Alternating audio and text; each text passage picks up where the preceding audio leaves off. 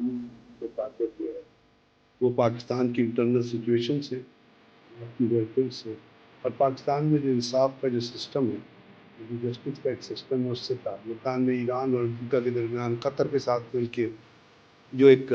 امن کا معاہدہ ہوا اور جو 14 پوائنٹ سلیکٹ ہوئے، اس پہ پاکستان کو ڈپلومیٹکلی بہت بڑائی حاصل ہوئی، اور پاکستان کے لوگوں کی ویلفیئر کے لیے، پاکستان کے لوگوں کی بہتری کے لیے کس طرح یوٹیلائز کیا جا سکتا ہے، کیا وہ گورنمنٹ کے اندر وہ سیریسنس موجود ہے، کیا ہماری گورنمنٹ میں وہ کمٹمنٹ موجود ہے، کیا ہماری گورننس کا وہ لیول ہے، کیا پولیٹیکل ریئلائزیشن اس چیز کی ہے کہ آپ نے تمام جو باہر کی اچیومنٹ ہیں ان کا فائدہ جو ہے پاکستان کا عوام کو پہنچانا، اور جو باہر کی جو اچیومنٹ ہے انٹرنیشنل لیول پہ جو بھی چیزیں ہوئی ہیں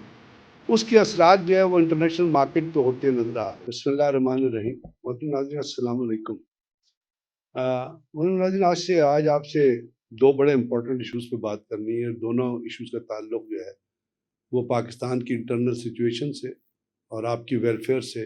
اور پاکستان میں جو انصاف کا جو سسٹم ہے اور جو جسٹس کا ایک سسٹم ہے اس سے تعلق ہے کہ کیا خواص اور عوام میں کوئی فرق ہوتا کہیں نظر آ رہا ہے۔ اور پاکستان نے پچھلے دنوں جو بیرونی محاذ پہ جو کامیابیاں سمیٹی، جس میں آپ کو پتہ ہے کہ پاکستان نے جب انڈیا کے ساتھ اسٹینڈ آف ہوا یا جنگ ہوئی تو ملٹری پاور کا بھی مظاہرہ کیا۔ اس کے بعد آپ نے دیکھا کہ پاکستان نے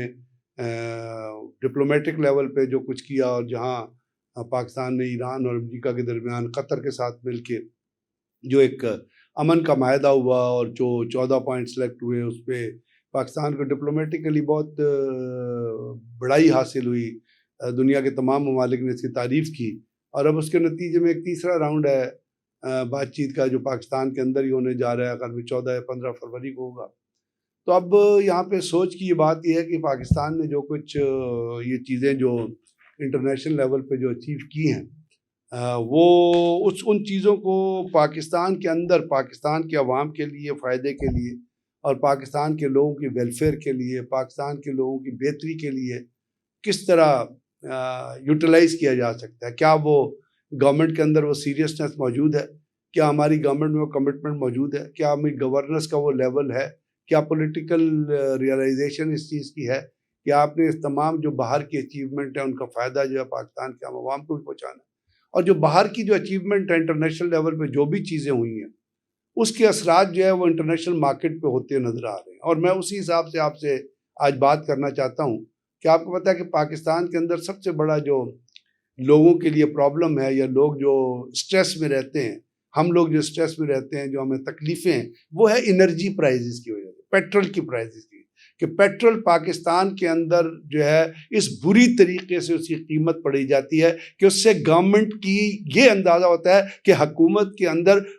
عوام کے لیے، ملک کے لوگوں کے لیے کوئی ہمدردی، کوئی کیئر کے جذبات موجود، ایک کیلسنس ہے، ایک ظلم ہے جو پاکستان کے عوام پہ انرجی کی پرائزز کی صورت میں ڈھایا جاتا ہے۔ حالانکہ اسی ملک میں ایک 100 ڈالر سے لے کے $110 تک پرائز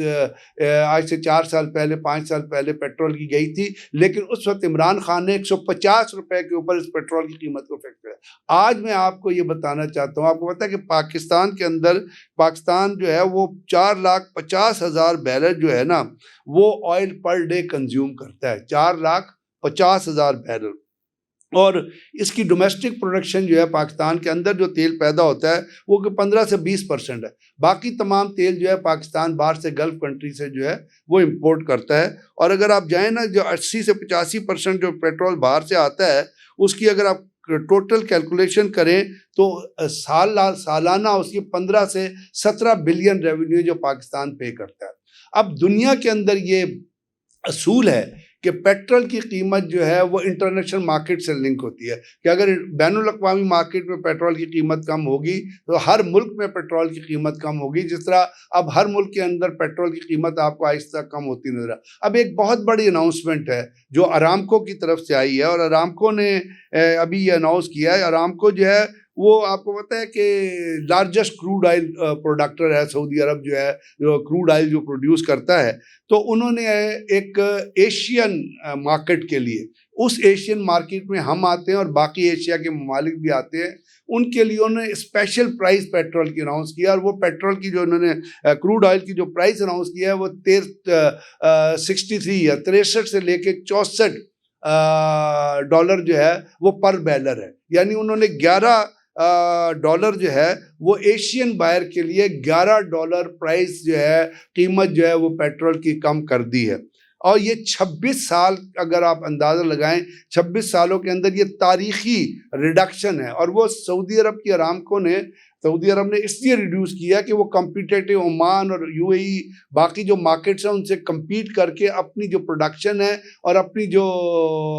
انویسٹمنٹ ہے اور اپنی جو مارکیٹ ہے اس کا سفیر بڑھانا چاہتا ہے. اور ہم آپ کو پتہ ہے کہ پیٹرول جو ہے وہ زیادہ پیٹرول سعودی عرب سے, پچھلے دنوں بھی آپ نے دیکھا کہ جب یہ کرائسس چل رہے تھے تو سعودی عرب نے پاکستان کو آفر کیا تھا کہ اگر اسٹریٹ آف ہارمز بند بھی رہی تو ہم آپ کو الٹرنیٹیو پورٹ جو ہے وہاں سے جو ہے وہ تیل جو ہے وہ مہیا کرتے رہیں گے. اور تیل پاکستان کے اندر اسٹریٹ آف ہارمز بند ہونے کی وجہ سے بھی وہاں سے ان جگہوں سے آتا رہا.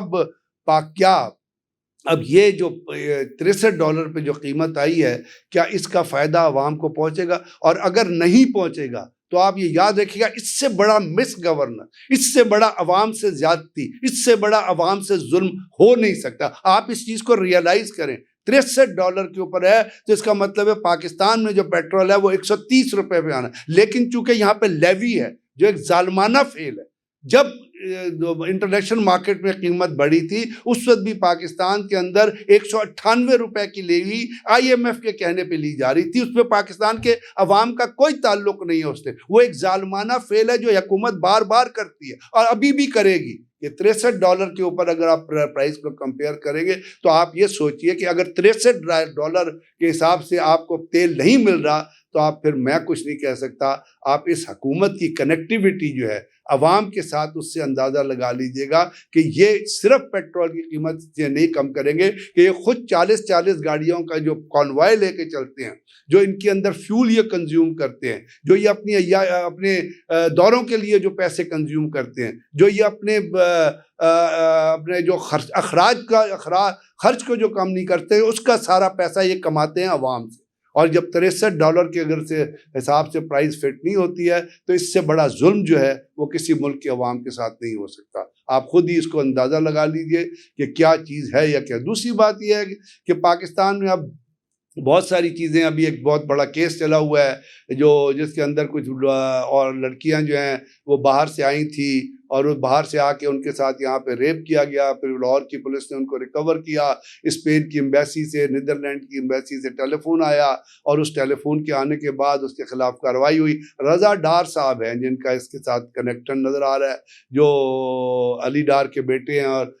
وزیر خارجہ ڈپٹی پرائم منسٹر کے جو ہے نواسے ہیں. خیر اس کا ڈپٹی پرائم منسٹر کا اس سے کوئی تعلق نہیں ہے. لوگ جو ان کے خلاف باتیں کر رہے ہیں میرے خیال وہ جسٹیفائڈ نہیں ہے, کیونکہ وہ تو پاکستان میں تھے ہی نہیں جب یہ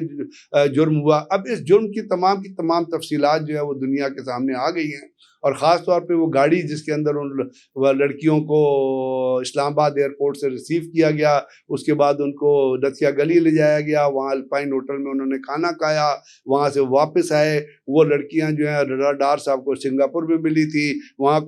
پہ جو ان کے ساتھ جو ہے $19,000 کی کرپٹو کرنسی میں جو انویسٹمنٹ کی گئی, اس کے بعد انہوں نے کہا جی ہم ڈبل آپ کو اس کا 30% زیادہ آپ کو پروفٹ دیں گے. وہ 2 مہینے 3 مہینے پروفٹ دیتی بھی نہیں. اس کے بعد جب وہ پروفٹ انہوں نے دیا پھر ان کو یہاں بلایا گیا اور یہ کہا گیا کہ یہاں اور انویسٹرز ہیں, ان سے آ کے آپ ملیے. اس انویسٹر میں کچھ لوگوں کو عرب شیخ بنا کے بھی پیش کیا گیا. تو یہ ایک سٹوری ہے جو اس طرح ٹریس ہوئی کہ جس گاڑی میں ان کو ریسیو کیا گیا تھا اس گاڑی کی جو ہے وہ فوٹیج نکل آئی, اس گاڑی کا نمبر نکل آیا. جب اس گاڑی کے نمبر کو لے کے یہاں پہ ٹریس کیا گیا, کیونکہ آپ کو پتہ ہے کہ ایکسائز والوں پہ ہر چیز کا ڈیٹا ہوتا ہے, آپ اپنا ID کارڈ ڈالیں تو ہر چیز نکل آتی ہے. تو اس گاڑی کا پہلے تو شادرہ کا ایڈریس تھا, پھر ڈیفنس کا ایڈریس آیا. تو اس کے بعد یہ جو ہے پورے کا پورا کیس, اس کے اندر رضا ڈار اور باقی وحید نام کا آدمی اور ایک باس نام کا آدمی, وہ تمام کے تمام لوگ گرفتار ہیں. اب دیکھنا یہ ہے کہ کیا یہ کیس جو ہے, کیونکہ اس سے پہلے ایک فرانسیسی عورت کا بھی ایک کیس ہوا تھا پاکستان کے اندر. تو اس وقت جو ہے میں سمجھتا ہی ہوں کہ پاکستان کے اندر جو ظلم, پاکستان کے اندر جو مقدمات ہیں اور جس طرح جو ایک آپ کو پتہ ہے گروپ کیپٹن کو بھی شہید کیا گیا، وہاں پہ آپ ٹالرنس کا لیول دیکھ لیں کہ وہ سعد عباسی نام کا آدمی کہتا ہے کہ جی وہ گروپ کیپٹن ہمیں ڈسٹرب کر رہا تھا، حالانکہ وہ لڑکی کو اغوا کرنے کی کوشش کر رہا تھا۔ تو اگر سزا کا نظام اس قسم کی چیزوں میں، اس قسم کے جرائم میں میرٹ کے مطابق اور